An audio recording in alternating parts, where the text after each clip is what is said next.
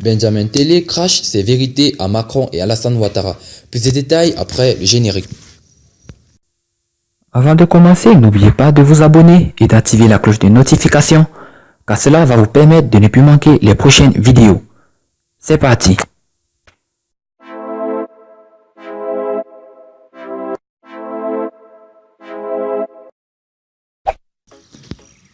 Benjamin Télé est très remonté contre Alassane Ouattara et Emmanuel Macron.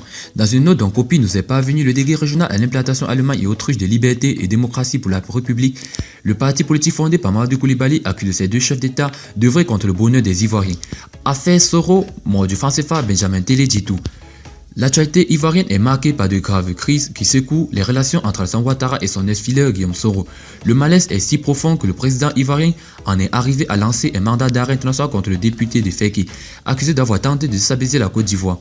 Pour Benjamin Télé, c'est bien triste d'assister à de tels événements à la veille des fêtes de fin d'année quand l'on sait la si chose que cela va créer sur l'ensemble du pays. Le cadre de leader affirme ne pas être surpris par la guerre entre Alassane Ouattara et le patron des soristes. Le cadre de leader affirme ne pas être surpris par la guerre entre le chef de l'État et le patron des soristes, mais avoue que la naïveté avec laquelle les autorités ivoiriennes présentent les faits le choc. Je suis surpris de la grossièreté du montage, je suis surpris de l'éternel amateurisme des metteurs en scène, je suis surpris du comportement des pseudo-démocrates du régime dictatorial ivoirien, a avoué Benjamin Télé, non sans dénoncer la ponctueur de la machinisation contre Guillaume Soro. Ce proche de Mamadou Koulibaly estime que si l'ancien président de l'Assemblée nationale est coupable, ce n'est pas au régime de Ouattara d'en donner l'information.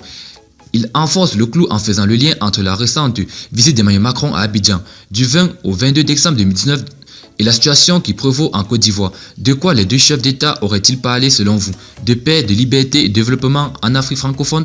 Soyez sérieux. Le cas Soro est un sujet qui sans aucun doute a été abordé et validé par le président français, a-t-il souligné.